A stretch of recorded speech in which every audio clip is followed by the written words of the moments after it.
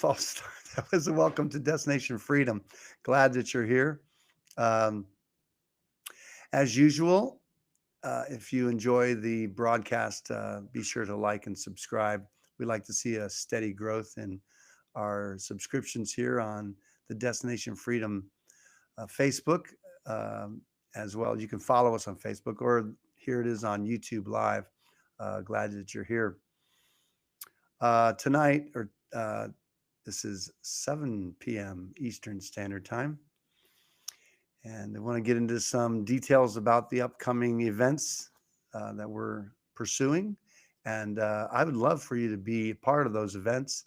And if you could reach out, I'd love to get together, have drinks or dinner, things like that. Just hang out, chit chat. That's always a joy. Really is part of why I go to those freedom events that we attend. What's coming up? We have, oh, I'll send out a special email about this, but the launch of the holiday seasons comes right. Well, we're rolling right into Thanksgiving. Thanksgiving is an amazing American holiday, and it shouldn't be just an American holiday. The idea of setting aside a day, what George Washington referred to as a holy solemnity, in which people would take off from work, go home, be home with their family, and give thanks to God for their life, their family, everything. That is something we're supposed to do daily, but certainly one day in the year to set aside. It's not about getting fat eating. It's not about, watching the Macy's Day Parade. That's a pretty common tradition. And it's not about football, although those are things that show up on Thanksgiving. That regardless of what you do, that you do it with your family or those people around you that love you. That is great. And even if it isn't so much that you're connected with your family, the biggest thing is that you're thankful for your life and that you can give thanks to God for who you are and what you're about. And I trust that that you understand what your purpose here is on this beautiful planet, and that you have a divine purpose. And if you don't know what your divine purpose is, then I recommend that become the priority of your life.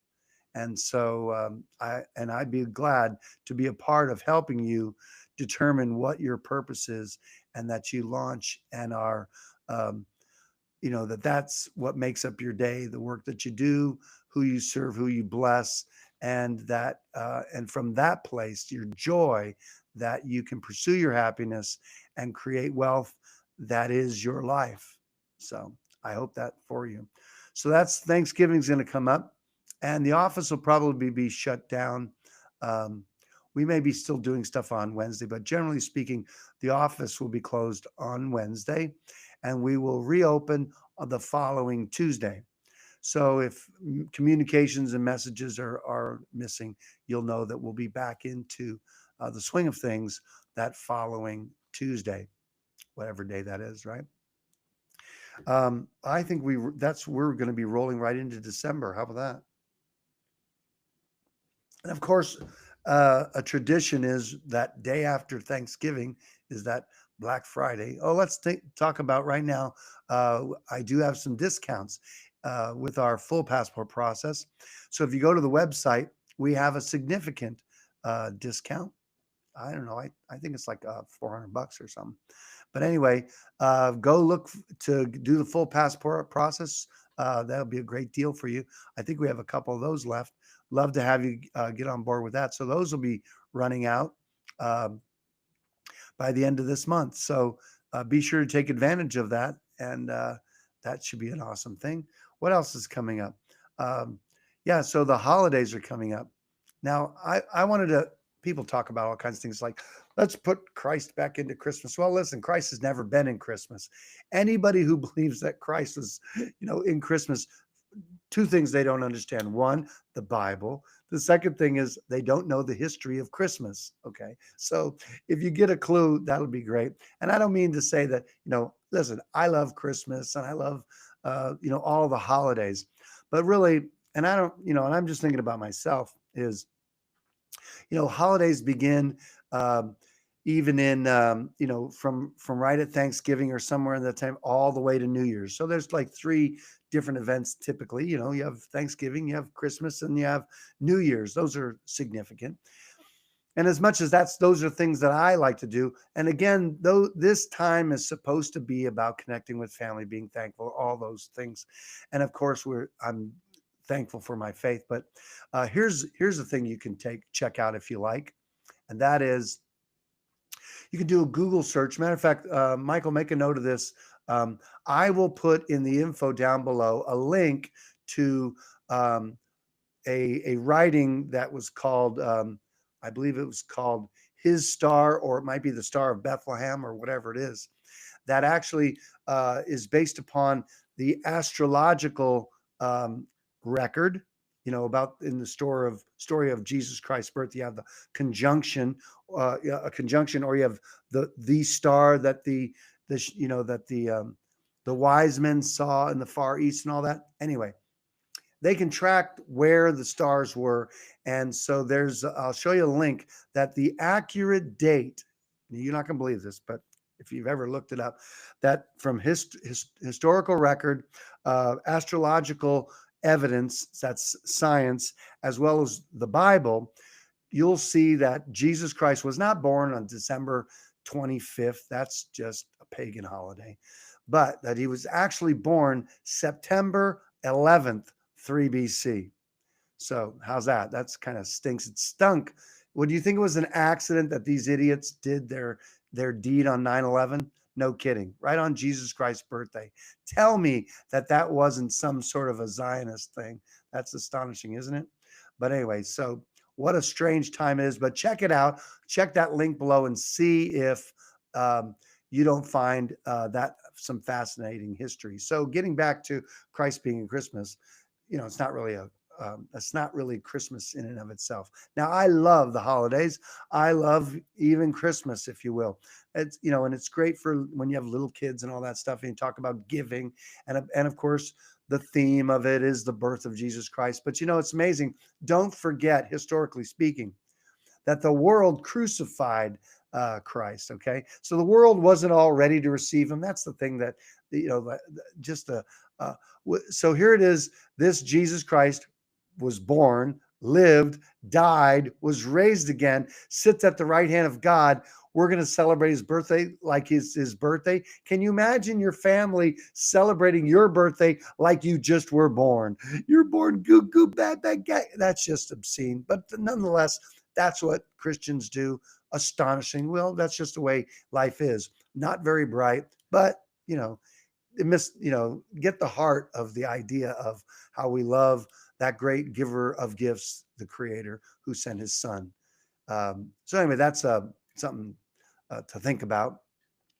So when you hear me say happy household holidays, I'm referring to all of it, not just that one particular uh, Christian holiday. The most significant Christian holiday, anyway, is not called Easter, it's called Resurrection Sunday. And again, do you think it's an accident that, generally speaking, the world with respect to Christianity is going to be accurate or off? Like most things, people don't really know the truth. But if you seek the truth, it'll make you free. So, anyway, coming up, one of the things that I want to say is I want to invite you, if you'd like to um, support a particular venture that we have, we are going to have a holiday tree in the office. And I would like to decorate it with, um, Christmas decorations. I want to use freedom ornaments. That's the kind of ornaments that I want to put on the tree in the office. So I want to invite you that if you want to send us a um, a Christmas ornament, you can find the address on the Destination Freedom.org's website. In our contact us, you'll find the office address there. And you can send the ornament to the office. And when we get it, we'll mark where it's from if you'd like. I mean, unless you tell us not to. You want it to be anonymous, that's fine. Um, but we'll put your name on it, and we'll put this year on it, and then uh, the broadcast that we do right before Christmas, I'll go through all these ornaments and I'll talk about them. That'll be a fun Christmas special. What day of the week's Christmas show up on, Michael? Anybody know? Is it what? Wednesday. Oh my gosh. Well, that's going to be weird. I won't. I don't think we're going to do a broadcast on Christmas Day then. So what that looks like is we will do um, that the broadcast before Christmas. So that'll be the Wednesday before, whatever day that is. We'll share with you whatever ornaments we've received, and so I'll put that on the website. But anyway, love to have your freedom ornament and to see what that is. We're very excited about that. That's going to be some of the way we decorate the holidays. Um, in the office. We've already started putting up decorations, as you can see. It's already beginning to look a lot like Christmas. So anyway, so that's there, and then we're going to roll around. So we'll be closed. The office will be closed from, I guess, probably be, yeah. We probably won't come in on Christmas Eve, so we'll probably shut down that Friday before, and then we'll be closed the whole week all the way till after the New Year's. So now that being said, we probably will still, or I will probably still, I don't know about anybody else, we'll do some work or we'll do, some follow up if we're trying to get some things done. But the office itself will be shut down. We probably won't take calls, and we probably won't answer email until after the first of the year. What's coming up in January is the Hawaii class.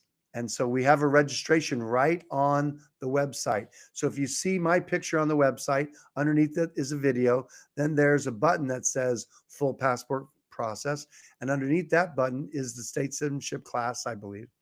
And then underneath there, either one or two buttons down, it's going to say register for or registration for the class in Hawaii. You can click on that and you'll see a page, and there'll be a PDF file that you can print out, fill in, and scan back to us at statecitizen@destinationfreedom.org. And that has limited space. So if you want to quickly take advantage of that, then be sure to sign up for that class in Hawaii. That class goes for $500, and you'll be responsible for your travel and also of your accommodations. Okay, so on the registration form, it has the address that is where we'll be doing the class. That class will be on the 10th of January, which I believe is a Friday. And so we'll do the class so you can arrive earlier if that's what you'd like to do. Arrive a week before. It does, be sure if you're going to fly into Hawaii, make sure you add extra time for you to do things that you want to do if you're going to travel to Hawaii. But we'll do the class on that Friday, and then we'll follow up. We'll do something special on Saturday. We'll probably at some point during that day, I'll do a commentary on the film The Matrix, and that'll be part of what we want to make available. And then on that Sunday, I will do passport work for anybody who wants to sign up for the full passport process. If you know that you're going to do the full passport process there, then you can, of course, sign up for that. And then the class will be extra for that. So anyway, so you can do that. And then that way I know we can actually have your documents prepared before we even arrive, or I arrive, or we arrive for that event. So be sure to let us know that you want to be a part of that. And so I'll be sticking around till probably about the 15th of January, so that if you do your full passport process, then we can go to the post office together and submit your documents, and you can see how much fun that is dealing with the postal people as acceptance agents. So that's in January. And so that'll be kind of fun. And the next event that I'm going to be a part of, or all of us are going to be in the office are going to be a part of, and that is an Acapulco, right? So so that's what you're gonna do. You can do that. So yeah. So I think I can show you the desktop. I'm not sure how that's going to show up, how this is going to show up in the film, but maybe that'll be a cool thing. So that's okay. You can just, okay. Let's do, let me see if we can go all the way to the top. Or are we on that page? Oh, let's take a look at first yours truly. Let's see here.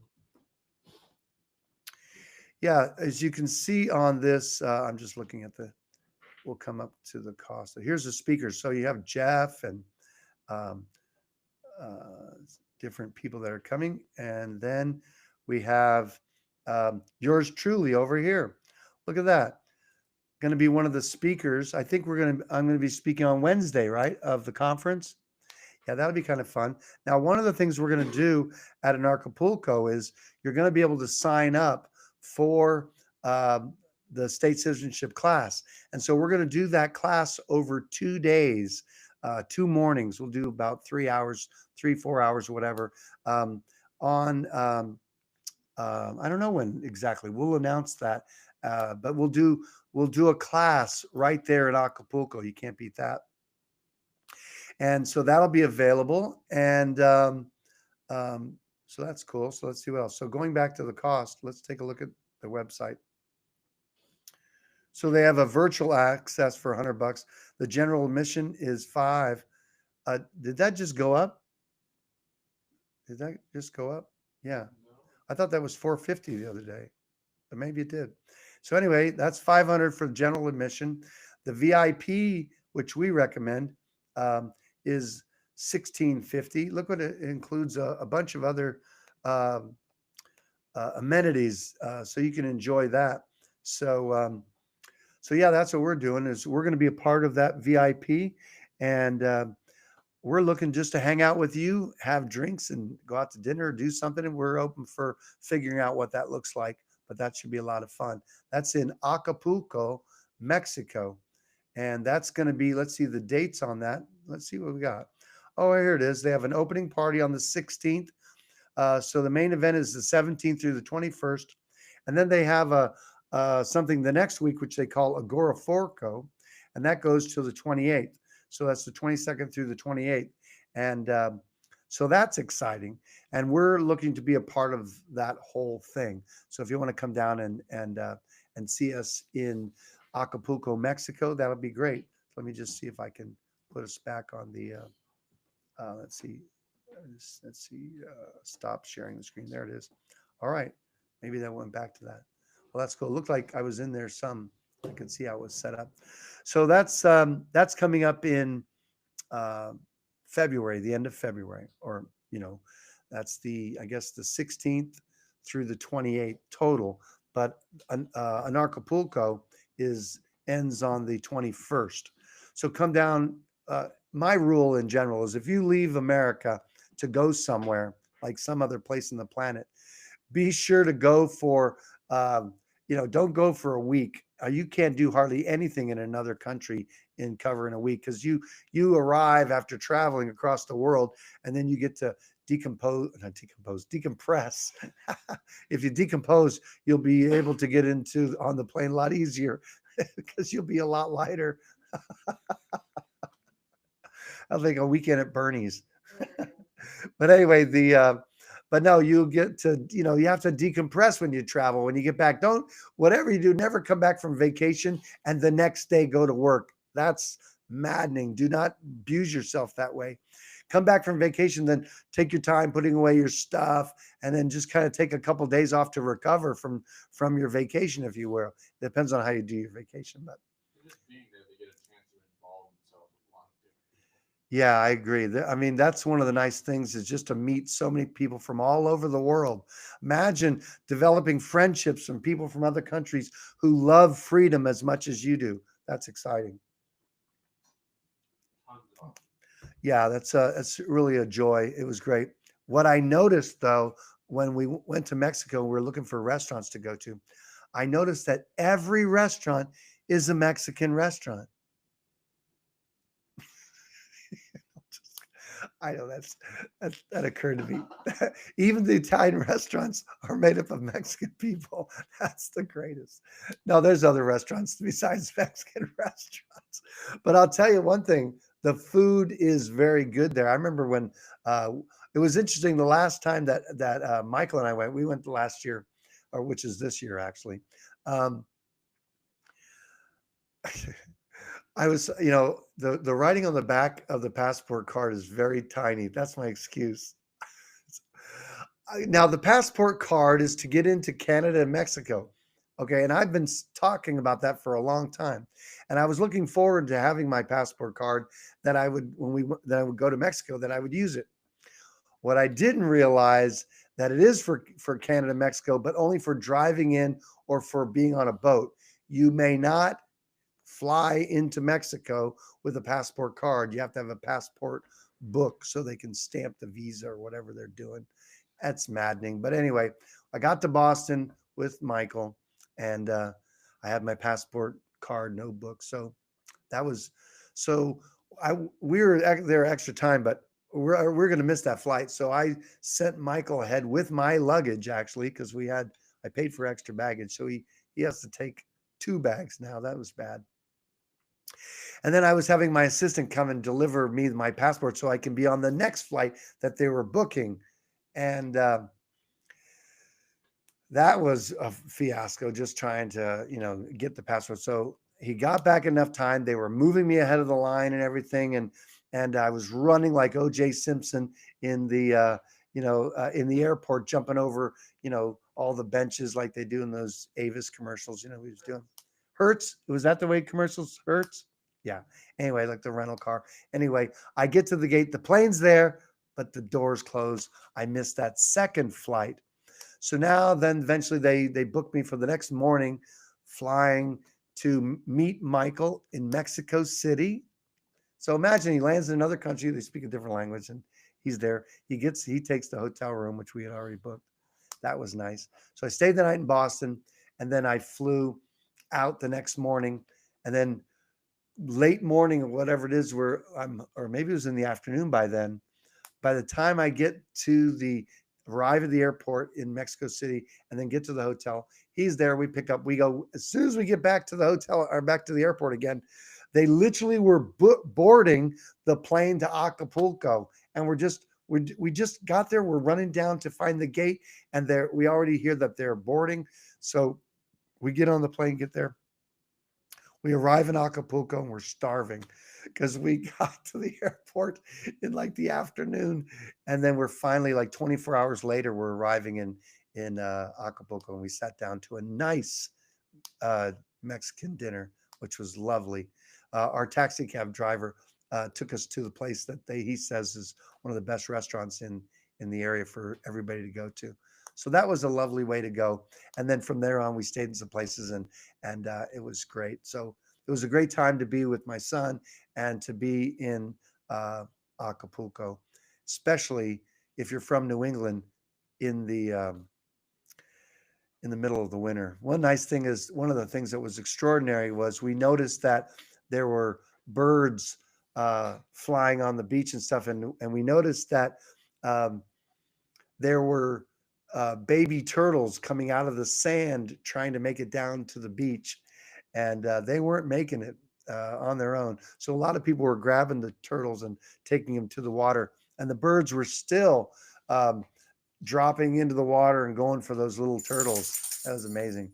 But I don't know how many we rescued, but that was an interesting event. That's why those turtles like to do that stuff at night when there's no birds flying overhead.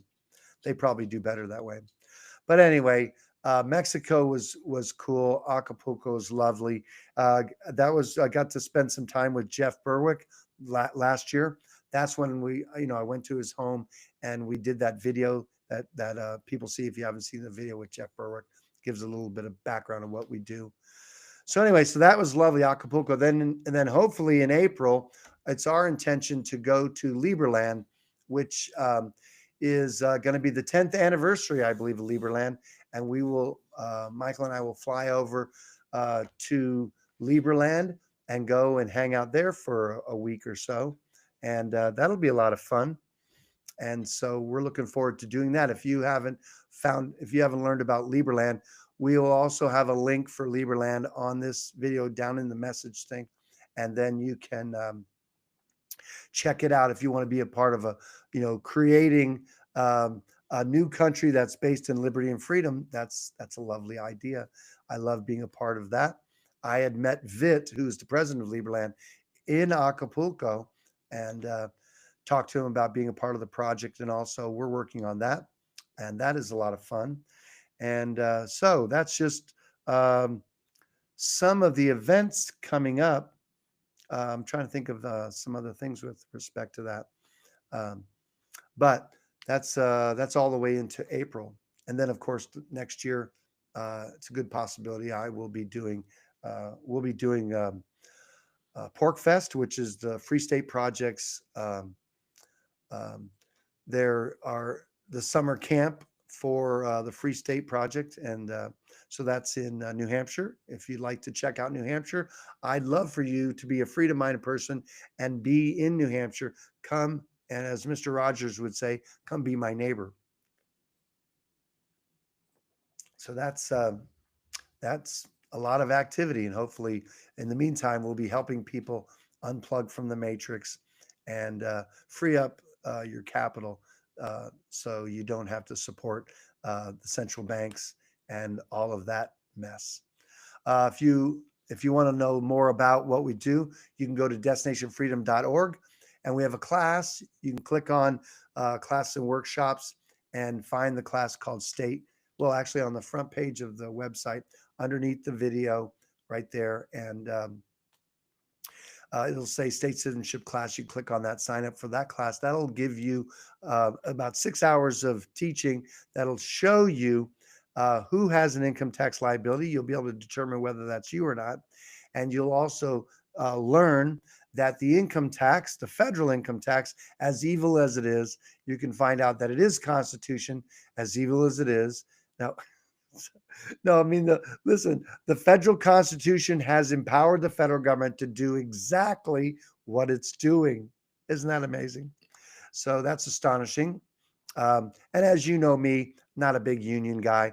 I want to make America states again. So I'm a big advocate for the American states, if you will, and that they're free and independent, as the Declaration of Independence says. So I have no romantic feelings towards our union. I think it's long overdue. It's too broken. It's too messed up with money.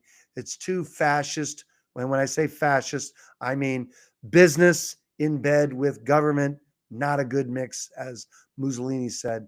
Fascism is corporatism, and that's a mess today. So you can see how bad corporations abuse the people on the planet. It's not a good thing. It's not a pretty sight. They're not held liable personally for their evils, but regardless, that's the gig. So that's some of things that are happening and coming up. I do have some things I want to mention. Uh, my excellent assistant Ama has made sure that I have an announcement. I want to mention here that uh, by popular demand, we now have available the Bill of Rights Jury Handbook, and it's for sale on the website at a cost of $5, which includes shipping.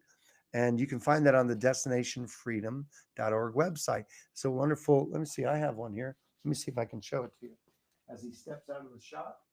Okay. All right. So it looks like this little citizen's handbook, $5. We'll take care of sending that to you. You can reach out to us at statecitizen@destinationfreedom.org, and I'd be glad to send you a copy of that. That's kind of cool. What else? Yes, and Ama was also wanted to talk about how we use the All Rights Reserved stamp. Now that stamp. Now somebody had. I just wanted to mention. I put this out there in case it's you. Somebody had ordered our stamp. Now we typically make those available to clients only. So but if you are a client and you've done our work and you haven't ordered your stamp, you can order that at destinationfreedom.org under the council assistance, and you can drop down and it'll say all rights reserved stamp, and it'll take you to wherever you need to do that. That stamp, it says all rights reserved without prejudice, non-assumpsit, without the United States, 28 USC 1746 1. And so it's a self-inking stamp and it's $25. What a deal. I feel like I'm on the shopping network. It's $25, and I don't have a stamp here. Well, anyway, I don't want to show it to you. It's on my desk. But anyway, it's a self-inking, black self-inking stamp. It's wonderful for those times when you're signing government forms, and that makes it nice. Oh, yeah, there you go. Yeah, just like this. It really exists. Anyway, it says all rights reserved. But anyway, I use it all the time. I keep one in the car. Many times I have one in my bag. Usually I know when I'm going to sign a government document and stuff. When I do my registration, I stamp my registration forms, all rights reserved, without prejudice, non-assumptive. So, and signing it without the United States.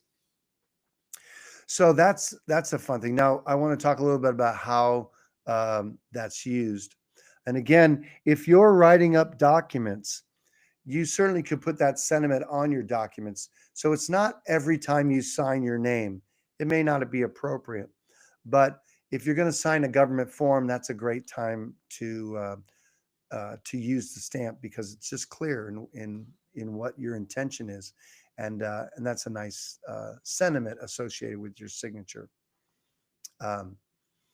So it isn't every time you sign. And interestingly enough, on my checks above my signature, I actually have had printed into my checks where it says all rights reserved, and it says 28 USC 1746 1. So it's without the United States. That's what 1746. That's Title 26. I'm sorry, Title 28. 28 USC 1746 1. So anyway, so that's that stamp. And again, if you're going to write a document, you're not going to stamp your own document. You would write that sentiment on your document. But if something doesn't have, you're not in control of what's on there, then of course that's a good time to use that stamp. And I think someone had asked, and maybe had asked, what's the difference between being a private sovereign man or woman and being a state citizen? Well, that's an interesting question, because there are many people who believe that if you're a citizen, then you're kind of subject to the government in some capacity. I don't share that sentiment. There were citizens in New Hampshire before the New Hampshire Constitution was written. So here it was, those citizens in New Hampshire, they put together and formed their government. So those people existed before their government existed. Okay. Citizenship in New Hampshire, or say citizenship in the States, this may not be true for every place, but generally, many times, generally speaking, a citizen is someone who has habitation and domicile in a particular place. That's that place you intend to return to. Okay. The difference is it's not residency or resident, which is very transient. You can reside in 10 different places throughout the year or whatever. That residency is not the same thing as habitation and domicile. And the thing about residency, many jurisdictions will say that you can stay or reside somewhere for a particular amount of time. Then they don't want you to stay there, and they'll interrupt your residency. So it's transient, it's temporary. So they may say that you have to leave after a certain amount of time when you're residing. On the other hand, they also will say that if you reside a certain length of time, then you qualify for something else. So you have to stay so long in order to become a citizen, if that's the process that state may recognize or do. In America, if you want to be a citizen of another state, you just move. There's no form to fill out.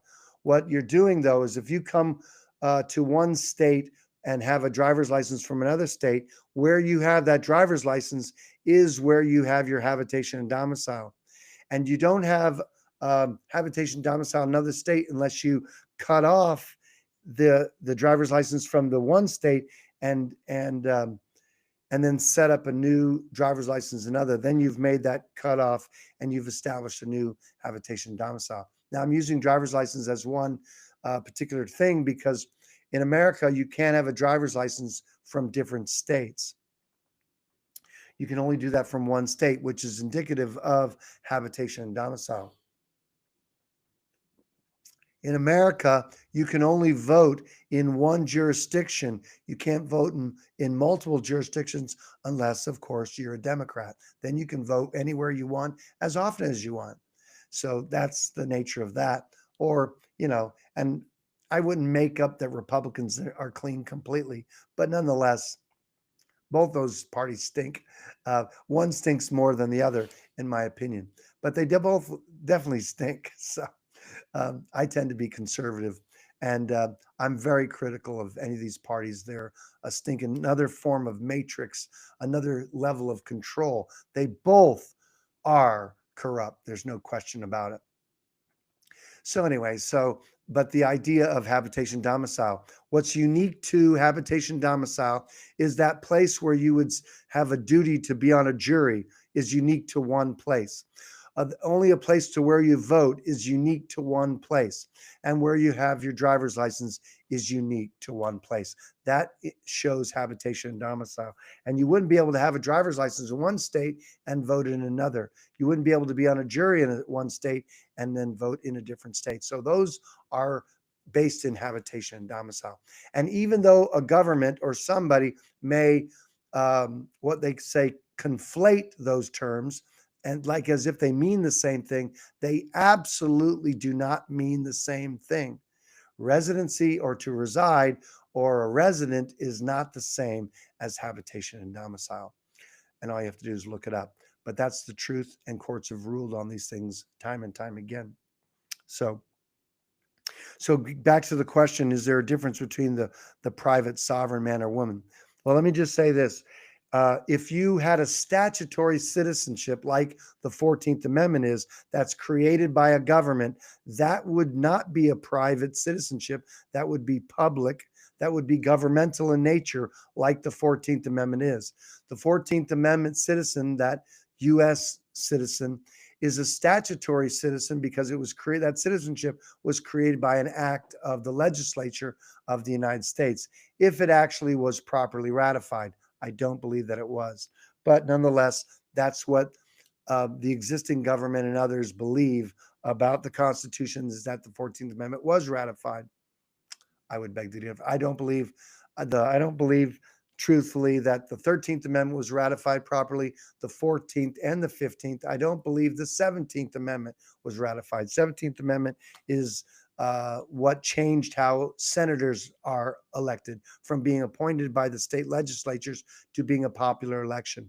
It's unconstitutional, if you will, that we have a House of Representatives that is based upon the population of the people, and then you would change and make the Senate also a House of Representatives. That doesn't make sense. It's the Senate. It represents 2 senators from each state. It's a state power. They call that the upper house, if you will. But the Senate is made up and represents the state's interest. That would be the state government's interest. That's why the legislature are the ones that appoint or should appoint. That's the way the Constitution still says. The 17th Amendment, I believe, is unconstitutional, is not ratified. Why? Because I can't imagine that a legislature would vote to say, yeah, we don't want that power of determining treaties and determining things going on in the United States Congress. We don't want anything like that. And so that's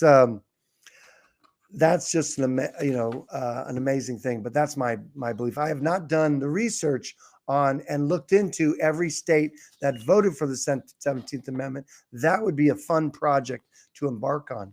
If you want to embark on looking at the record in all, I'm sure it wasn't 50 states, but all the states that voted to amend the Constitution for the 17th Amendment, I'll bet you those states did not all vote yay for that. But I'd like to look into that.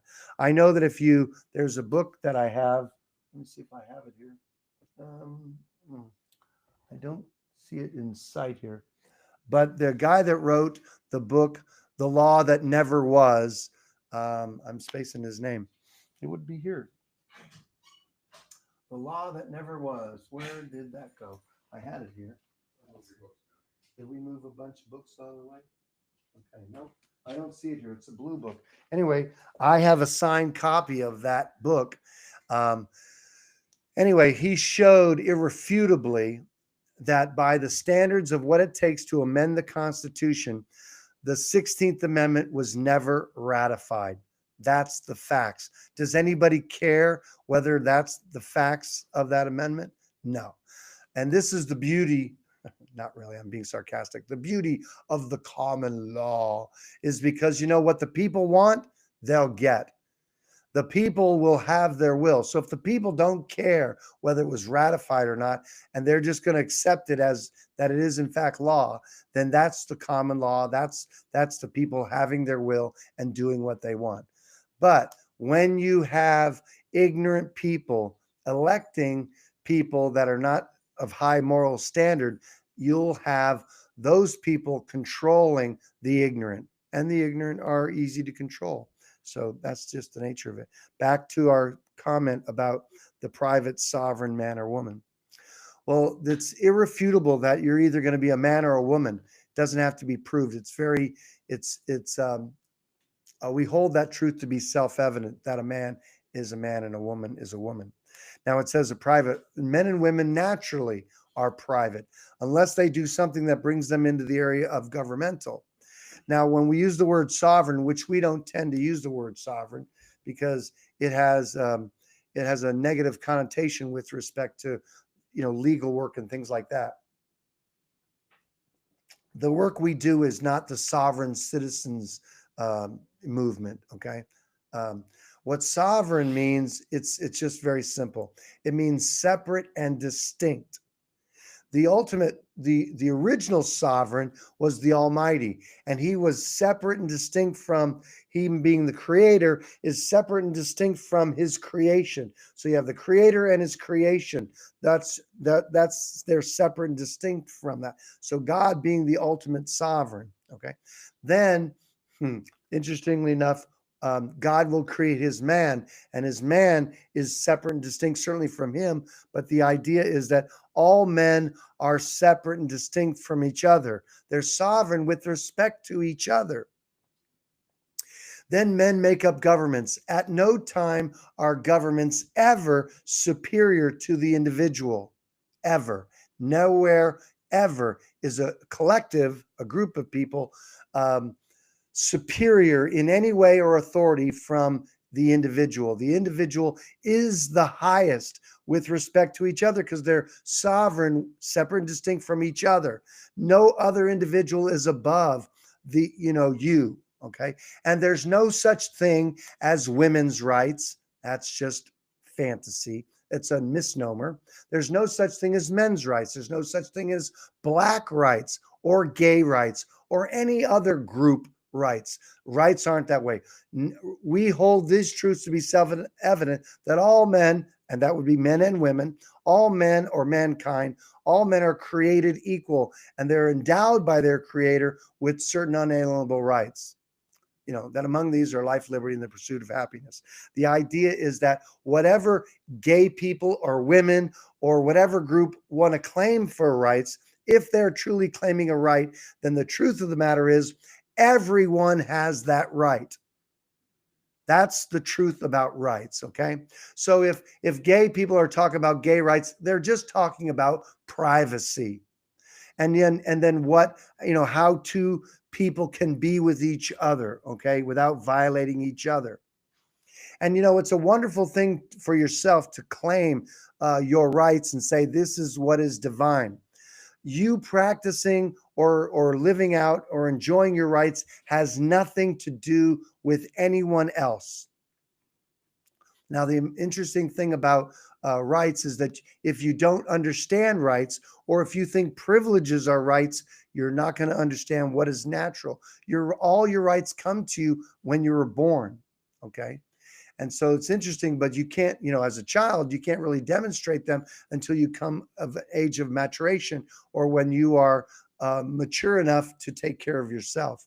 But the idea is that the reason that children are subject to their parents is because in order for that child to live, the parents need to care for the child till they come to the age that they can take care of themselves. And we could consider that the age of maturation. Now, it's one level of maturity to understand what rights are. It's another level of maturity to understand what rights are and to be concerned for the rights of others, that the other people around you, that their rights are not violated. And that it matters to you that you don't stand by and watch other people's rights being violated. You must stand up for the rights of others as well, but make sure you're securing rights. Now, is education a right? Education is not a right. To pursue your education as part of your pursuit of happiness, you have a right to do that. You have a right to educate yourself. But if you don't know something, it requires someone else who knows more than you to instruct or teach you to a better way. And so that's a privilege. Requires somebody smarter than you to help you understand something. Education in that capacity is a privilege. How about, is there such thing as the right of association? There's no such thing as a right of association. Okay. Now we recognize in the First Amendment to peaceably assemble. You can come together and assemble together peaceably. That's the condition of it. So that's a right to peacefully assemble. But there is no right of association. Why? Because like it says in the Declaration of Independence, it says, when in the course of human events it becomes necessary for one people to dissolve the political bands which have connected them to another, and to assume among the powers of the earth the separate and equal station to which laws of nature and of nature's God entitled them. A decent respect to the opinions of mankind require that, I'm paraphrasing, I have to memorize this last, require that they should declare the causes of the separation, is how that ends. The right is the right to disassociate. You have a right to be left alone and to say, I don't want to be with you, and to walk away and to be left alone. That's why that when a state comes into the union, they have to vote in order to enter the union. And those that are in the union already have to allow these other people to come in. Without the Congress's acceptance of this state wanting to come in, they don't get to come in. At the same time, if a state decided that they wanted to leave the union, it is the right of a people to vote themselves out without violence, and to want to be left alone, as the Declaration of Independence declares. They said to Great Britain, we want to leave, and from this moment, our association is totally dissolved, done by our vote. Anybody who's compelling you to be with them, we get restraining orders on those people. No one has a right to demand that you be with them. That is a privilege, and that's a huge distinction. So nobody has a right to, we have a right to peacefully assemble, but we don't have a right to be with somebody. It's a privilege. Now, two people wanting to be with each other, the right is that they allow somebody that wants to be with them in that way, but it's a privilege. You have to get agreement. Not one party can't say to the other, you're going to be with me. You're going to be with me. That's not, we don't allow that crap. But people in America, the fantasy that people have is that a state wants to leave the union. They can't do it. That's what happened when Great Britain wanted to leave the European Union. They voted themselves out. When I saw that, I wrote on YouTube, was like, well, listen, is Europe going to bomb, Great Britain now because they voted to leave the union? Aren't they going to have a civil war like we did? The South left the union. Many people believe that was the end of our union. Many people believe because they no longer had a quorum, if you will. But good old Abe, being the federalist he was, not really caring about slavery, just so you know, read some Abraham Lincoln if you don't believe me. He's a big federalist. All he cared about was that the Union was going to be intact on his watch. Whether there was going to be slavery or not didn't matter to him. He would support the Union if it meant abolishing slavery. He was going to support the Union if it meant keeping slavery. He determined that by abolishing slavery, that was how he was going to keep the Union together. And that's what he did. And that's when the South was violated. Now, I believe the South lost because they were not on a moral high road with respect to that moral issue. Okay. So slavery, despite what they're doing, slavery is always illegal. Well, Christopher, what do you think about in the Bible? Slavery is always illegal. Many times, what you're reading in the Bible is that somebody will be in debt to somebody, and then you'd have an indentured servant. So, they'd have an agreement or they'd owe them something, and that's how they would, create a servitude or a slavery, was because they owed. Many people will sell themselves into some sort of servitude in order to get passage. Like people came to America and entered into a servitude in order to come to America. That's a reality, but it's always immoral. You never, even in the 13th Amendment, it talks about that slavery is legal in the states, but the person has to be duly convicted of a crime whereof, he's had some due process. So when somebody has violated someone else, they can be taken into custody and become a slave, or have involuntary servitude, which means that the fruit of their labor will go to someone else because of their own violation of another. So that's the nature of that. So we're talking about getting back to this was talking about the sovereign or the private citizen. So the federal citizen, the 14th Amendment citizen, is a statutory citizen subject to the jurisdiction thereof. And so what you read in Article 1, Section 8, Clause 17 in the Constitution, that exclusive legislative authority that the federal government has in their jurisdiction, the 14th Amendment citizen is a citizen subject to that jurisdiction, and therefore federal laws govern the U.S. citizen. That is not the same as the state citizen, in which he has his citizenship by his habitation domicile. The federal government is obligated to not violate the citizens of the states. They're limited by the Constitution. The federal Constitution is not limited. The federal government's not limited by the Constitution for their citizens subject to the jurisdiction thereof, which means they have exclusive legislative authority in all cases whatsoever. That's very broad. In the District of Columbia, Guam, Puerto Rico, Virgin Islands, those federal territories. And of course, as the 18th clause says, that they can make these laws to facilitate what you read in 17 with like authority. So anyway, you can check it out. Okay. That's how that looks. So before we wrap up here, there was something that had come in the mail, and you've seen one of these from the Department of Treasury Internal Revenue Service, and so now usually the IRS is looking to collect money, but now the IRS, with those 85,000 new agents, is now a welfare state agency, and sometimes now the IRS puts out cash and starts to take care of these. So kind of it's a two-way street now. That's why we need those extra government workers there. But you may have gotten a paper that says you may be eligible to get help paying for health insurance if you sign up through healthcare.gov.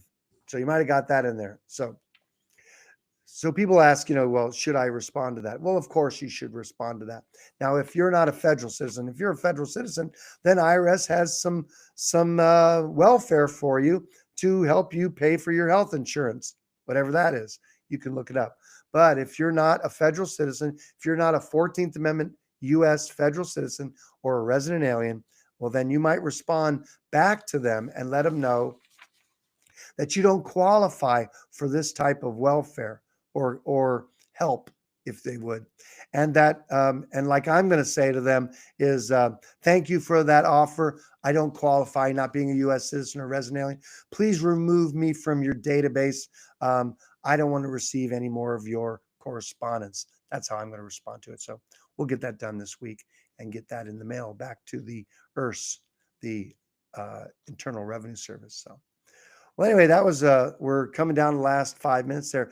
Do we have any questions? And I can't see myself on the screen right now. I'm just looking at the camera here. So, do we have any questions on the site at all? Nothing in there? No, wow, it's a quiet bunch tonight. That's cool. Nothing on the side up in here. There's no live. Just checking to see if you had any questions before we call it a night. And hmm. Oh, hey, there you go. Hey, there's a bunch of stuff here. It looks like we're going long. Okay, that's cool. All right, let's see here. Let me just take the top here. All right, let's see. Wow. Okay, let's see if we got up here. Um, like it says, let's see, we get some nice comments. Um, let's see here. That's cool. Just looking through some of these. Let's see. Um, Someone said they surrendered their driver's license. That's nice.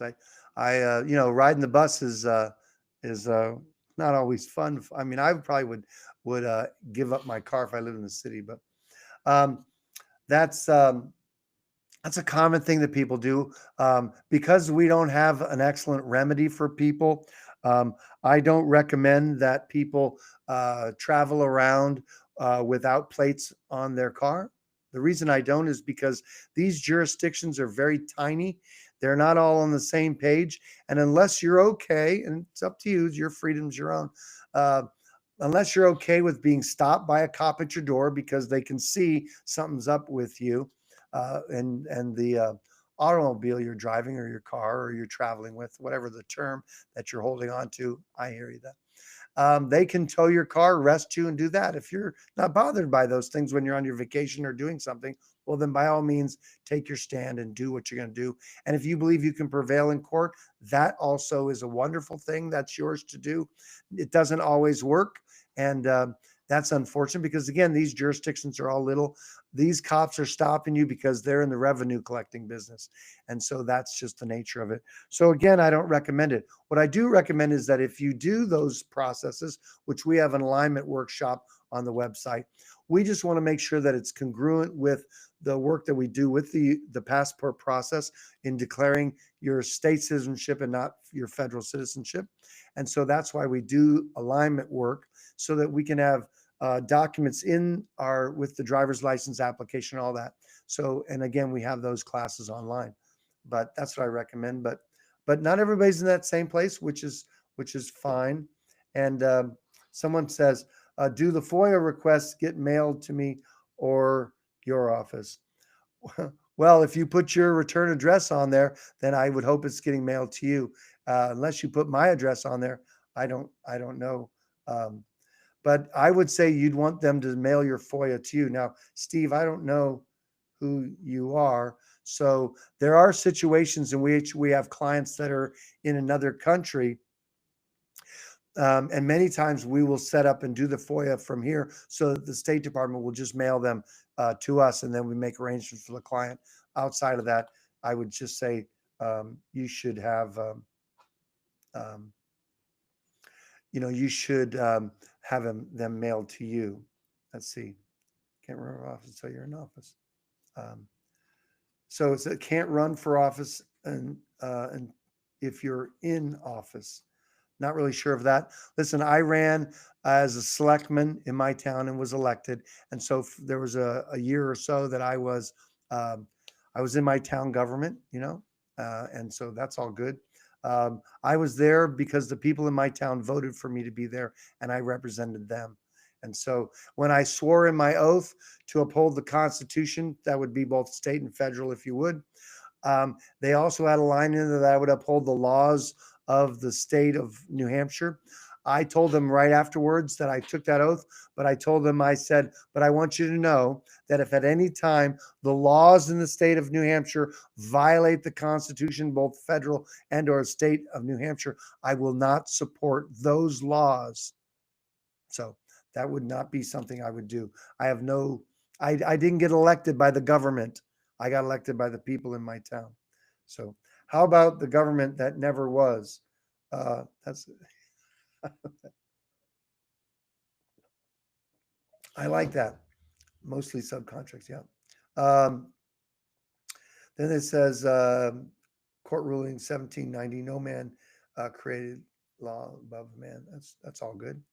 You know, it doesn't matter if there's a court ruling. The court ruling, whoever was, declaring some principle, the the judge in any particular ruling, if he cites some morality, the scripture, or some other standard outside of law, that's how a court could acknowledge that your rights can't be violated or some capacity. Laws of nature and nature's God. So it doesn't matter if there's a court ruling. That just means that the court ruling aligns with the truth and reality of the scripture, or the truth and reality of what's divine or the natural law, things like that. So I don't put much weight in that government acknowledges a truth. It's in their best interest to acknowledge the truth. Let me see if I got, that's it for there. Okay, so Steve said, cool. So I guess Steve is a full passport client. And so it looks like we're going to be doing Steve's FOIA for him. FOIA means Freedom of Information Act request. And so we'll get certified copies of his passport file. And that'll be exciting. So it looks like that's the last of the messages. I'm glad I could answer those and take care of it. I'm glad you were on. I'm looking forward to receiving your freedom ornament for our tree. Don't forget about that. Also, like and subscribe. We want you to be a part of our community here, and I really appreciate you a lot. I'm thankful that you pray for me. I pray for you, and I'm grateful for your life, and I wish you well, and we will see you next time on Destination Freedom, okay? Take care.